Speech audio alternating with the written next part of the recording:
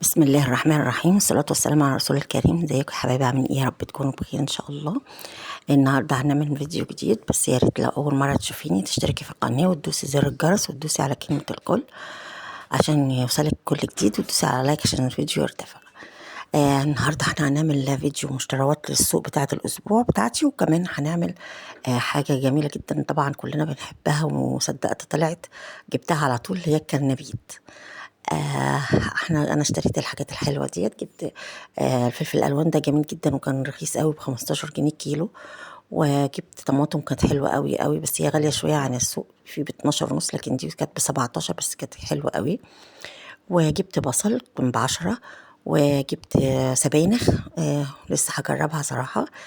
وجبت الكرنبيطة الجميلة دي، وجبت ليمون كيلو ب15. وجبت الخضرة حلوة دي، الأربعة دول كانوا ب5 جنيه وهي حلوة جدا. وبس، وجبت شوية بهارات كده وجيت. النهارده بقى في يوميها عملت اللي هي السمك المشوي اللي وريته لحضرتك دلوقتي، ده كان في أي يوم السوق. عملتش أكل، عملت السمك المشوي ده وكلناه. تاني يوم بقى عملت الكرنبيت. جبت الكرنبيتة سلقتها في مية، قطعتها طبعا، فصصتها وسلقتها في مية، حطيت مع المية معلقتين كمون، وبعديشن طبعا الريحة وعشان متعملش الانتفاخات والحاجات دي. وبعد كده سبتها تستوي. وكده بقى حضرت الخلطة اللي احنا بنحطها فيها. بس والله الحتة بتاعة البيض ما تصورتش، معرفش ليه. انا ما حطيت 5 بيضات، انا حطيت 6 بس هو فاض منهم، فانتي يعني 5 بيضات تمام كده قوي. وبعدين بحط عليهم ملح وفلفل اسمر، وبعدين بنحط عليهم، نضرب طماطمايه او طماطمتين زي ما انت عايزه، صغيرين او طماطمايه كبيره، بس من غير ميه، يعني تتضرب يا دوبك كده بحبه ميه صغننين جدا، وتحطيهم عليها. وحطيت زي كيس صلصه صغير ده، وشوية ملح وفلفل أسمر. وبعدين ابتديت قطعت خضرة كمان، بتبقى كزبرة وشبت في الأغلب، يعني فساعات ممكن شبت لوحده، ممكن كزبرة لوحدها، بس كزبرة وشبت بتبقى حلوة قوي.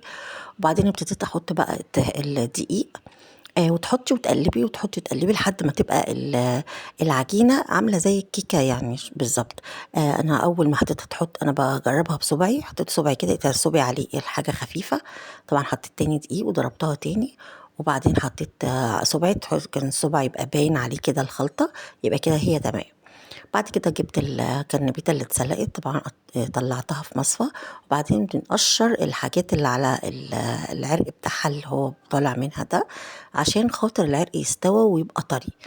فاحنا بنقشره، وبعد كده بنحطها في الخليط اللي احنا عملناه ده، اللي هو بيبقى بيدي الكفر. وده الزهرة دي كانت كبيرة، فالكبيرة دي ما بتبقاش ينفع ان احنا نعملها بحالها كده، فبنقسمها نصين وبتبقى حلوة قوي. فبعد كده حطينا الزيت على النار، طاسة فيها زيت يعني كويس غزير. وأقلم البطاطس بشوية، ممكن حسب ما انت، لو انت جايبة كرنبيتة كتير تحطي يعني كمية كبيرة.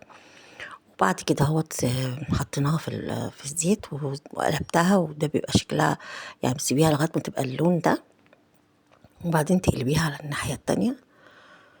وكده تبقى الكرنبيتة تبقى طعمها في منتهى الجمال. وبجد بجد هتبقى حلوة قوي، يعني دي طريقة بتخليها عاملة زي البانيه، اللي محدش ما بيحبش الكرنبيت هيحبها. انا طبعا وانا صغيرة ما كنتش باكله ابدا. بجد لما كنت عملت الطريقة دي كانت حلوة قوي، ابتديت اكله يعني. وهانتي ما تجربيها طبعا هتشوفيها وهتعجبك قوي. بس انا كده بشيل اللي هي اللي بتنزل الفتافيت دي عشان ما تحرقش في الزيت وتدي ريحة شياط كده في الزيت، فبنشيلها اول باول ونحط غيرها. وكده طبعا كنت عملت اللي هي الزهرة دي. هو الكرنبيط غالي بس هو طعمه حلو، يعني ممكن تشتريه يعني. مش لسه مثلا ما بقاش ينفع انه يتعمل او كده، لا، في خضار ممكن لو قبل ميعاده ما ينفعش ان هو يتعمل، بيبقى في حاجة وحشة، يا اما مبقاش بيستوي، يبقى مش مسكر. لكن هو الكرنبيط صراحة حلو قوي قوي. وعملت طبعا للي ما بيحبش الكرنبيط الحواوشي الجميل ده اللي انا وريتكم الخلطة بتاعته، بس انا عملته في الفرن. ودي كانت اكلتنا النهارده، وكلها بالهنا والشفا، وادعوا لي. والسلام عليكم ورحمة الله وبركاته.